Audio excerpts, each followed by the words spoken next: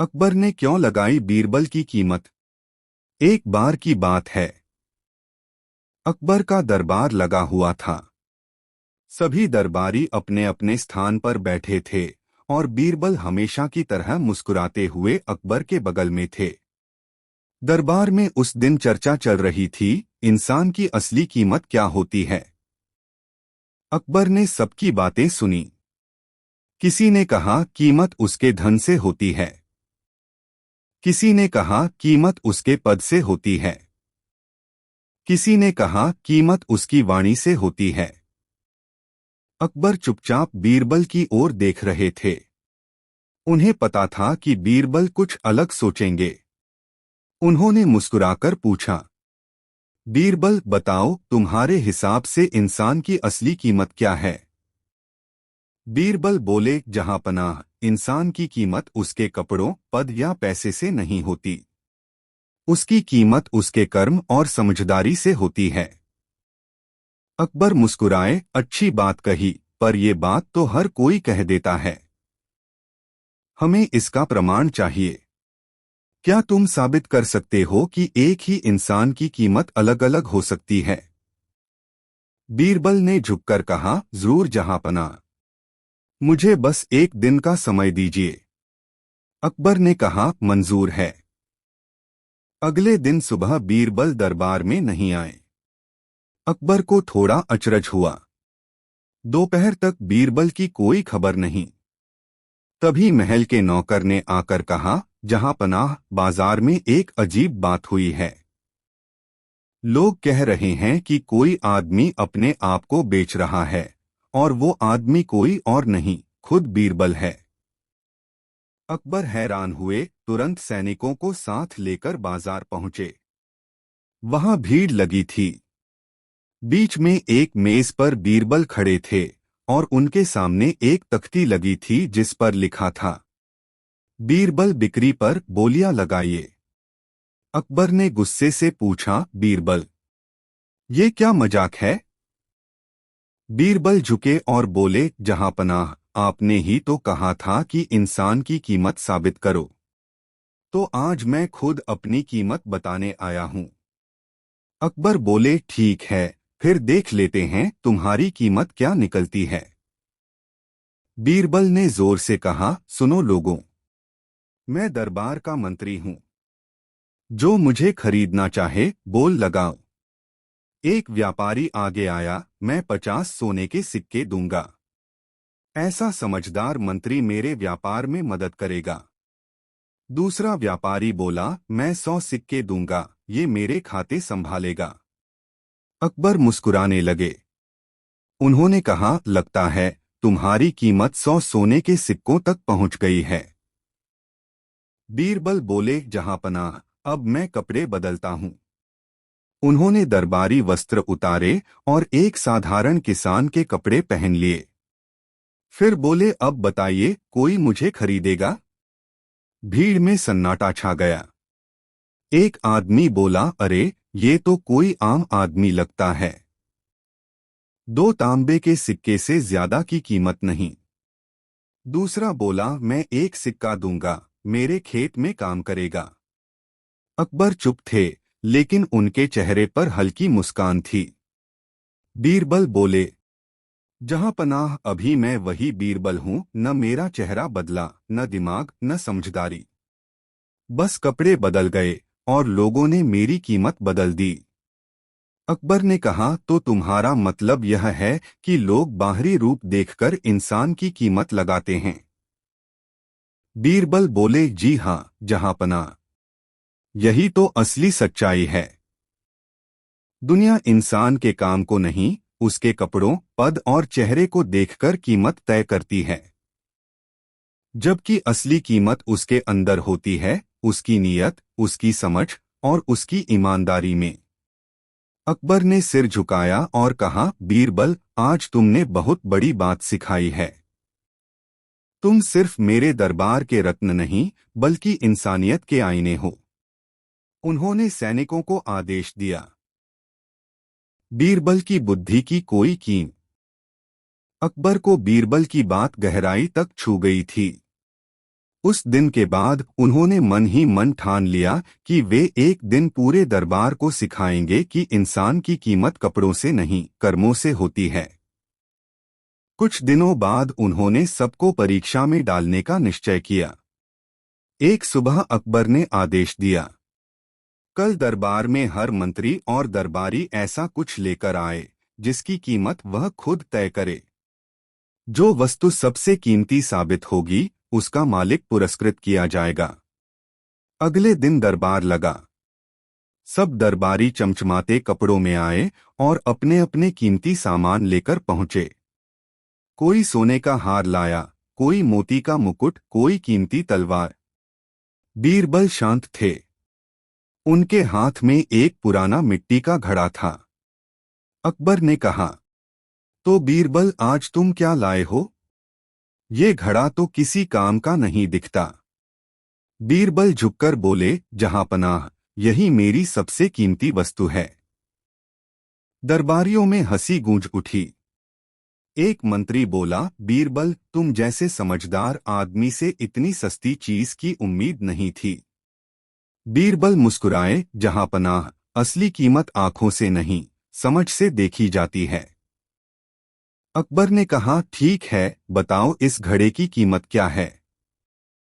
बीरबल बोले, जहांपनाह, इस घड़े की कीमत 100 स्वर्ण मुद्राएं हैं। दरबार में शोर मच गया। 100 स्वर्ण मुद्राएं? एक मिट्टी का घड़ा।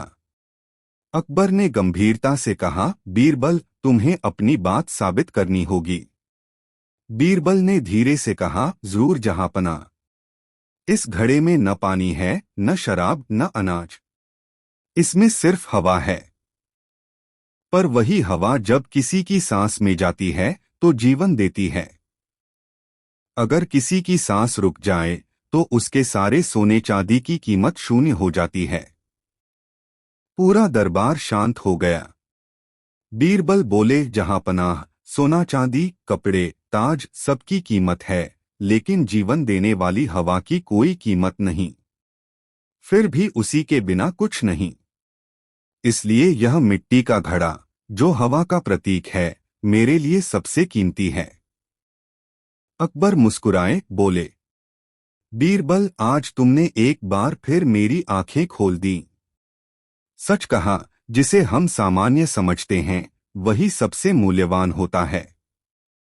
बीरबल ने कहा, जहांपनाह, यही इंसान की असली कहानी भी है।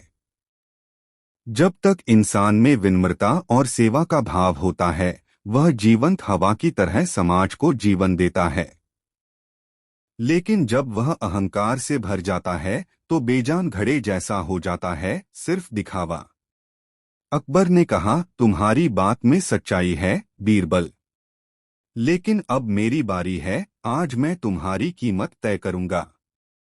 दरबार में सन्नाटा छा गया। अकबर ने कहा, बीरबल, तुम मेरे दरबार के सबसे बड़े रत्न हो। तुम्हारी कीमत इतनी है कि अगर तुम्हें खो दूं तो मेरा राज्य आधा अधूरा रह जाएगा।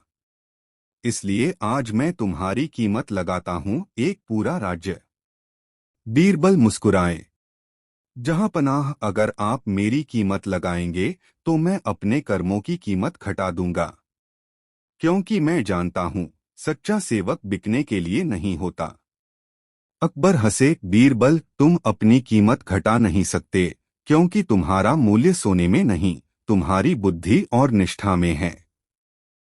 जो अमूल्य है उसे मापा नहीं जा सकता। बीरबल ने झुककर कहा, जहांपनाह, असली कीमत तो वही है जो इंसान दूसरों के दिल में छोड़ जाए, अपने पद या वस्त्रों से नहीं। अकबर ने घोषणा की, आज से पूरे साम्राज्य में यह शिक्षा दी जाएगी कि किसी व्यक्ति की कीमत उसके कर्मों से तय होगी, उसके वस्त्रों या पद से नहीं। उस दिन के बाद जब भी कोई मंत्री अपने पद या धन पर घमंड करता, अकबर। कुछ साल बीत चुके थे। बीरबल अकबर के सबसे भरोसेमंद मंत्री बन चुके थे। उनकी बुद्धि, दूरदर्शिता और न्यायप्रियता के चर्चे पूरे साम्राज्य में होने लगे थे। मगर अकबर को हमेशा यह सवाल परेशान करता रहा, क्या कोई इंसान वाकई अमूल्य हो सकता है? अगर हाँ तो उसकी कीमत कैसे तय होगी? एक दिन अकबर ने दरबार में सभी मंत्रियों और दरबारी अधिकारियों को बुलाया। उन्होंने कहा, आज हम बीरबल की कीमत तय करेंगे। हमें यह देखना है कि किसी इंसान की वास्तविक कीमत क्या होती है, पद से, धन से या कर्म से। दरबार में हलचल मच गई। सभी मंत्रियों ने सोचा कि शायद अकबर मजाक कर रहे हैं, लेकिन अकबर गंभीर थे।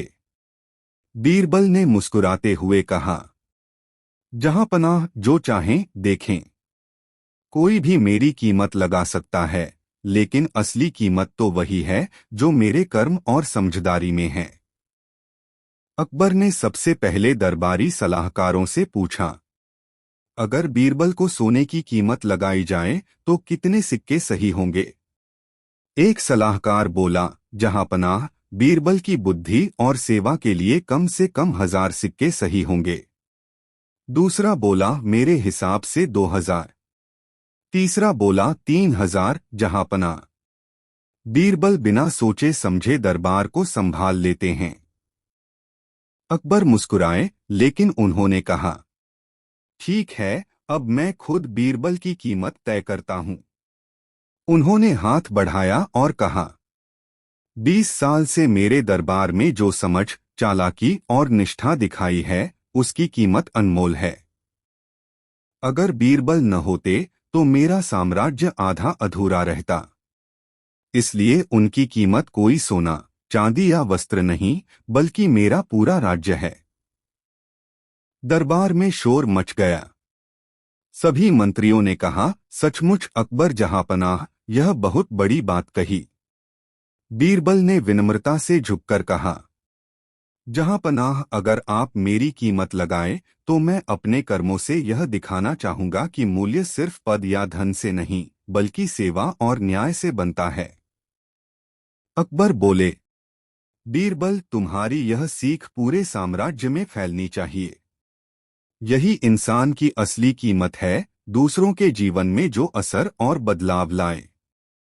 बीरबल ने दरबार की ओर देखा और बोले, जहां पनाह, कोई भी इंसान अगर अपने कर्म से दूसरों का जीवन सुधार सके, वही अमूल्य होता है। पद और धन असली मूल्य नहीं देते।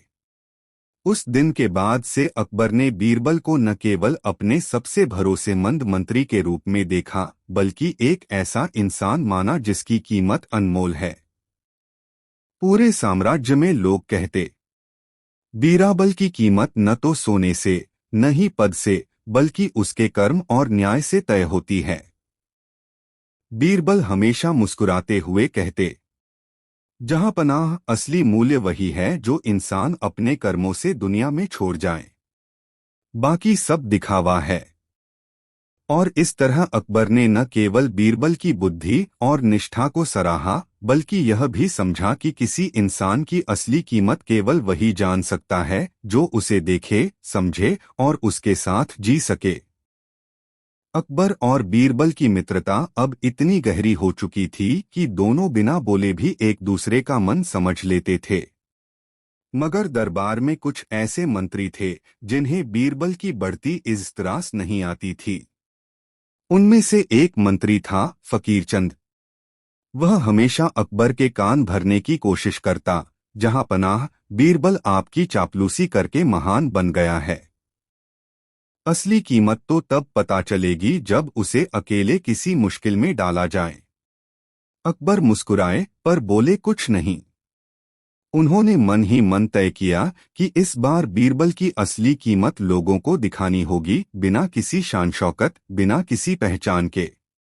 कुछ दिनों बाद अकबर ने बीरबल को बुलाया और कहा, बीरबल, तुम्हारी बुद्धि पर सबको भरोसा है, लेकिन अगर मैं तुम्हें बिना नाम, बिना पहचान, सिर्फ साधारण वस्त्रों में किसी दूसरे प्रदेश भेज दूं, तो क्या तुम अपनी कीमत साबित कर सकोगे?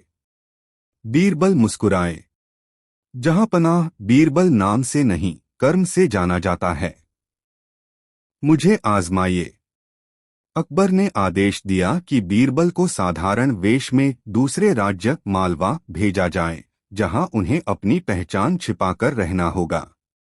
कोई यह नहीं जानेगा कि वह अकबर के दरबार के मंत्री हैं।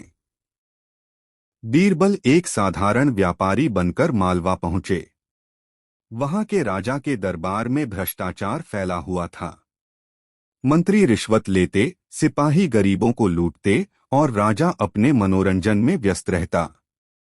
बीरबल ने सब देखा और समझ लिया, यही जगह है जहां उन्हें अपने कर्म से अपनी कीमत साबित करनी होगी। एक दिन उन्होंने देखा कि राजा के खजाने से सोने की मूर्ति चोरी हो गई। पूरे दरबार में हंगामा मच गया। राजा ने ऐलान किया, जो भी असली चोर को पकड़ेगा उसे 10,000 स्वर्ण मुद्राएं दी जाएंगी।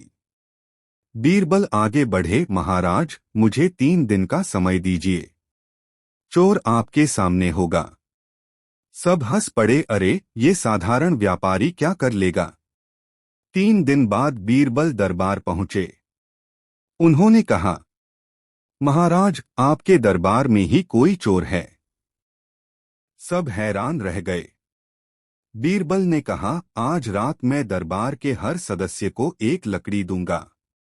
जो ईमानदार होगा उसकी लकड़ी वैसी ही रहेगी, लेकिन जो चोर होगा उसकी लकड़ी कल तक 1 इंच बढ़ जाएगी। राजा ने मंजूरी दी। सबको लकड़ी बांट दी गई। अगली सुबह जब सब दरबार में आए, बीरबल ने देखा एक मंत्री की लकड़ी बाकी सबकी तुलना में छोटी थी। बीरबल बोले, महाराज, यही चोर है। राजा ने पूछा, कैसे? बीरबल ने कहा, मैंने कहा था कि चोर की लकड़ी बढ़ेगी, लेकिन असली चोर डर के मारे रात को अपनी लकड़ी काटकर लाया ताकि बढ़ी हुई लगे, लेकिन लकड़ी कभी बढ़नी ही नहीं थी। राजा दंग रह गया। उसने मंत्री को पकड़ लिया और सचमुच उससे मूर्ति बरामद हुई। राजा ने कहा, तुम कौन हो?